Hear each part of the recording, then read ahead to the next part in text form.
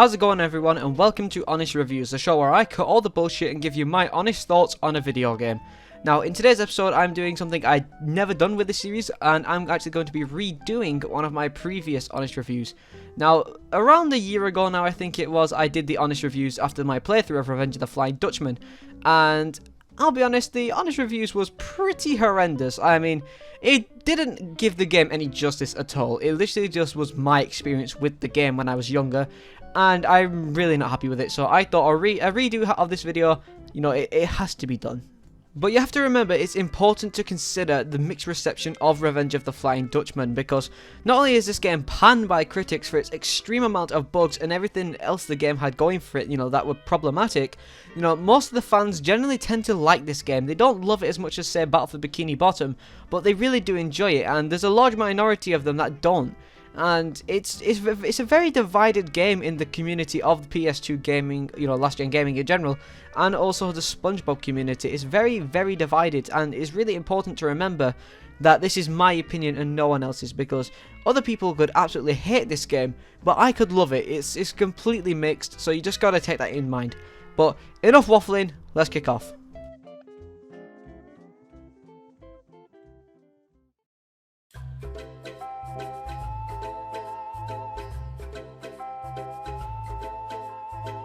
So the obvious thing to start with in any review is obviously the plot. Now, obviously we're going to be going into spoiler territory here if you haven't played the game, because, you know, I have to talk about the plot. What else can I do? But, yeah. So the plot is very simple, actually. I mean, as you'd expect it to be, it is a SpongeBob game after all. It's not Kingdom Hearts or the next Final Fantasy game. But essentially, the game's plot is SpongeBob wakes up one morning saying, "Today is going to be a day like no other," or something like that. And he ends up playing fetch with Gary before going to work, and Gary digs up a treasure chest which has the Flying Dutchman's bottle in it. And upon rubbing the bottle like the genie's lamp, the Dutchman comes out of it, and he basically wants to take SpongeBob away because he summoned him, but SpongeBob is a snake and blames it on Gary, which it was Gary, but he snakes him out. And the Dutchman takes Gary away to his graveyard to join his crew, and he does with the rest of SpongeBob's friends throughout the game because he's a knobhead. And it's SpongeBob's job to go around the different locations of Bikini Bottom to basically collect tile pieces to rescue his friends from the Dutchman. And that's as simple as it is. It's a simple plot. It's an entertaining one. You know, what more do you want from a SpongeBob game? So the next thing to talk about in retrospect would probably be the gameplay. But before we do, I want to take a minute to talk about the game's soundtrack, because honestly, this is the most SpongeBob soundtrack I've heard in a video game ever. And, well, obviously it is a SpongeBob game, like, that's not what I mean. What I mean by that is, it sounds like it's from an episode, which is something the other games haven't captured in my opinion. Battle for Bikini Bottom did a decent try at it, and the movie did sound like it was something from the movie, but at the same time, it didn't sound SpongeBob enough. It sounded more like a mix of Crash and Jak and Daxter, kind of, you know, maybe a bit of Ratchet and Clank too. I can't say for sure because I've not played Jak or Ratchet for a while now, but just going off the top of my head. So, obviously you've got the main theme, which is played at the start of this video. The previous track was the fishing gear, and this is currently the Reef Blower outfit soundtrack. And if you can listen to it, it does sound like it's something you would hear from the game. It's genuinely great how they captured this, and I can't stress enough how genius the soundtrack team is. So, applause to them, but now let's talk about the gameplay.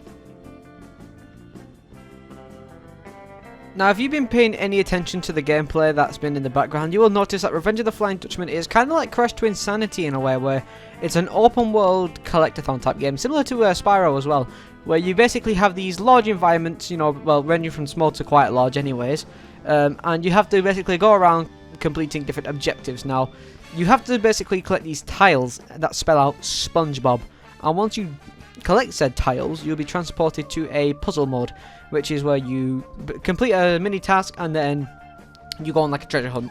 I'll show you in a minute, but the main gameplay is good for the most part. Like, yeah, sometimes the frame rate can shit itself depending on which version of the game you're playing. The most notable, you know, version to do that is the PS2 version from my knowledge, but I've never really had an issue. But the GameCube version does drop in frames from time to time, but I've never had an issue with that, like I said. Well, I've had one issue with it to the point where it crashed my game, but that only happened during emulation, so I'm not going to count that. But The objectives can range from platform to this place, or collect this many jellyfish, collect this many doubloons, talk to this man and complete his quest. It's just very simple objectives that you can easily get done in about maybe an hour. Like the first level, Bikini Bottom, obviously you'll get that done in about 20 minutes. But the rest of them, you could take about, up to an hour, I suppose. It depends how observant you are on your environments and whatnot. But anyways, the game controls very well, actually. The control is just right. You know, you get the perfect amount of speed, momentum on the character. The attack animation is great. The animations in general are great. But there's one thing I can complain about, and that's the character models. Sometimes the character models are great, but other times they're just disgusting. Like, it's very unfair to compare it to Battle for Bikini Bottom because it came out later and it was being developed by Heavy Iron Studios, a company with more budget, and they knew what they were doing, if you could say that. Because Blue Sky, well, Big Sky I think it is, not so much. They didn't have much experience with creating decent games, Spongebob especially. But obviously Heavy Iron had this game as a template. So they improved the character models of Spongebob and even the Flying Dutchman. In that game he looks great. In this game he just looks like someone could create in Unity. But aside from that, the gameplay is almost flawless, but there is one thing to talk about. Chances are, if you've ever been on the internet and looked around for reviews of this game, or you know someone who's played this game in the past on the PS2, you're more than likely to hear from them that they have had issues with the game in the past, which include huge frame rate drops, the game crashing whenever entering a new area, loss of save file due to these crashes, or just the game not responding entirely, and just a lot of bugs in the game itself.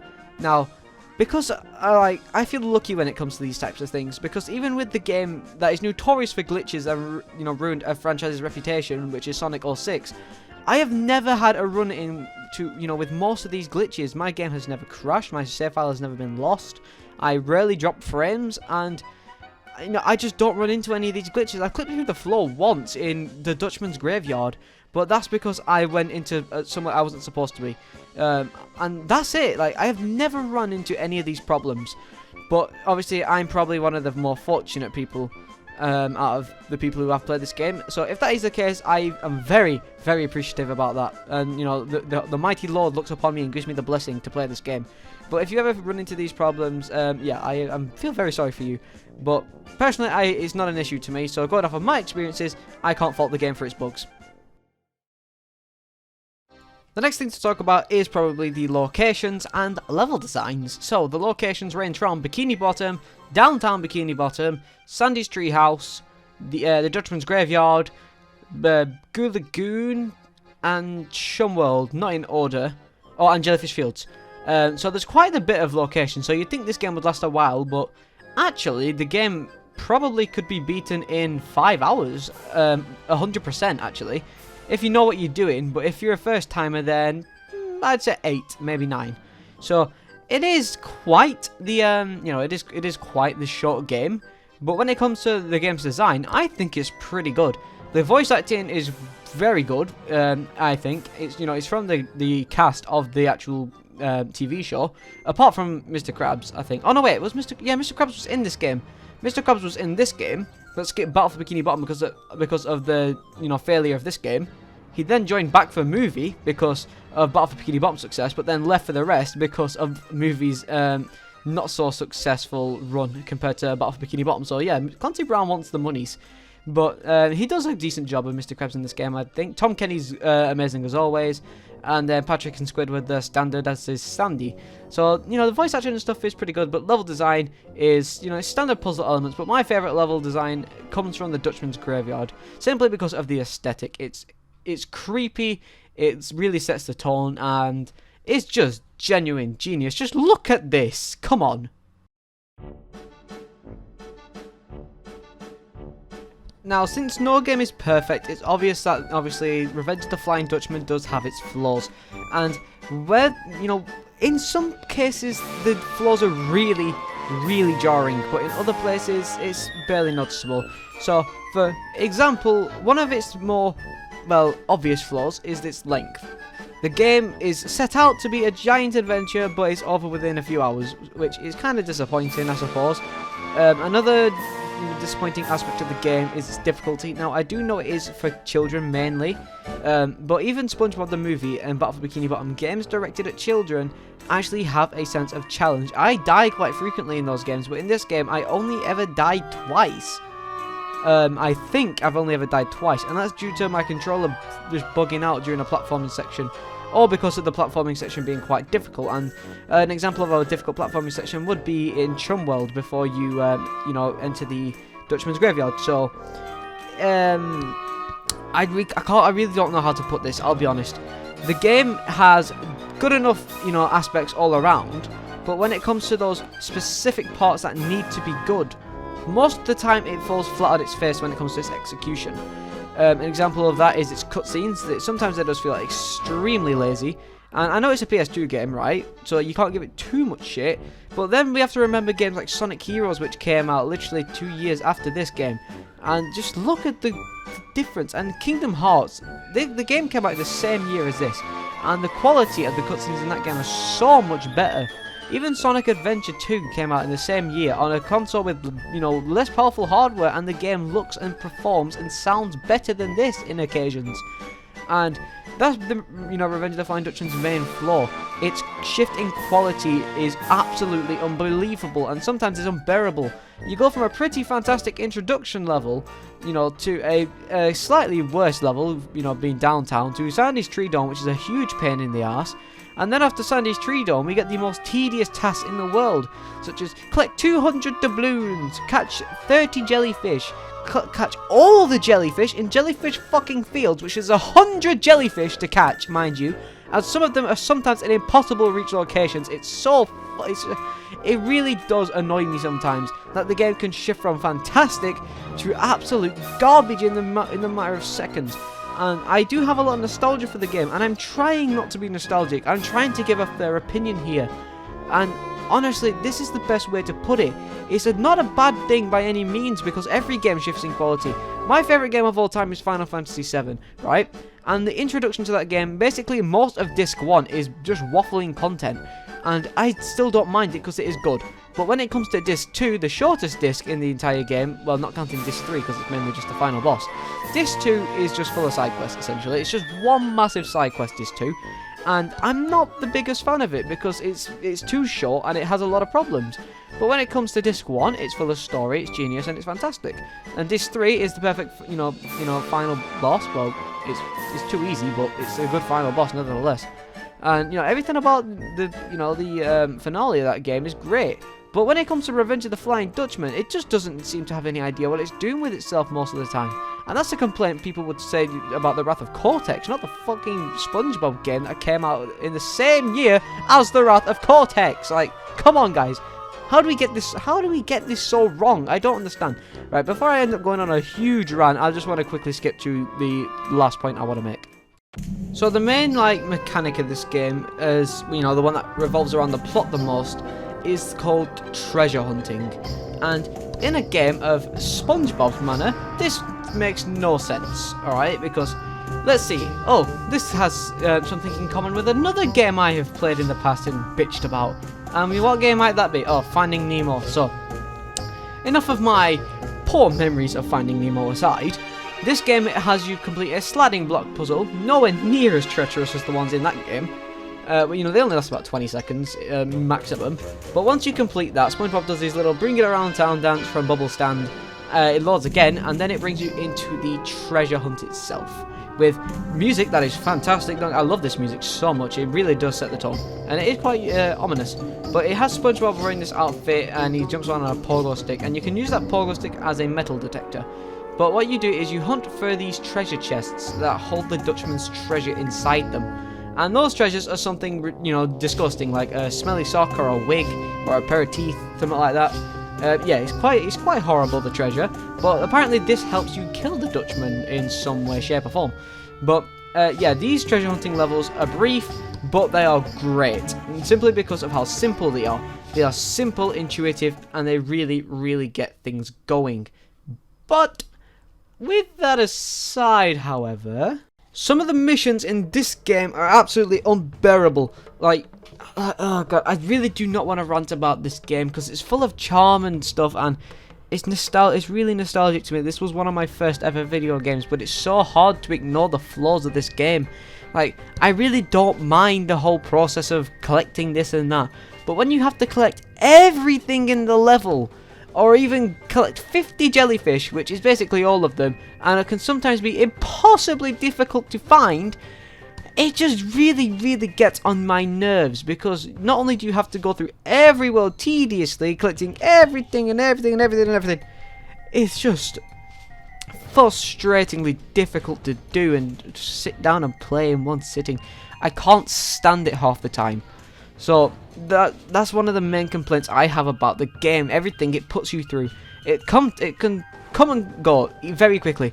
The game will put you through an extremely fun task, but then 2 minutes later it has you searching for 500 of something, which is an exaggeration obviously, but it could have you searching for 100 jellyfish, which takes the piss to catch, and it means you have to listen to the jellyfish song over and over again, to the point where it just gets on your nerves, and I really can't be fucked to even show most of that shit. Okay, that's enough ranting for one day. Okay, so all of the bullshit aside that I've just mentioned, Revenge of the Flying Dutchman is a must play in my opinion. Like, if you're just literally if you're just a fan of SpongeBob in general, even if you know that this game is full of bugs and you have to risk stuff, just to play the game, go for it. Revenge of the Flying Dutchman, in my personal opinion, is a game that is definitely flawed. It is most definitely flawed, and it is far from the best SpongeBob game ever made. It's a really good attempt. I'm not gonna lie. Like, it's not perfect, and it's nowhere near brilliant. But the music, the levels, the themes, the references, it's nowhere near as there's got nowhere near as much fan service as Battle for Bikini Bottom does, or anything else like that. But the game in general is just an absolute treat. It's an absolute pleasure to play through every single time I put it in the PS2. I never have issues with this game. I never ever get too frustrated with it without having to take a short break. And it's not that frustratingly difficult either. This is a game that anyone can pick up and play and have a blast with. And that is why today I think The Revenge of the Flying Dutchman deserves a solid 7 out of 10 in my opinion. The game's great. So, with all of that aside, I really do recommend you guys pick up Revenge of the Flying Dutchman. You can find it really cheap online these days, or even in your local second-hand shop maybe. Cash converters, if you guys have that, I don't have a clue. But with that aside, thank you so much for watching this video. If you did enjoy, please be sure to leave a like on the video. It is greatly appreciated. Let me know in the comments below your opinions on Revenge of the Flying Dutchman as well, and if you ever played it when you was little, because I think the game, I've got a lot of nostalgia for it, so, it's just one of those games I can't bitch about too much. So, if you played it as a kid or played it recently, let me know your thoughts on it and if you've ever run into any of the issues stated. But for now, Revenge of the Flying Dutchman deserves to go back on the shelf.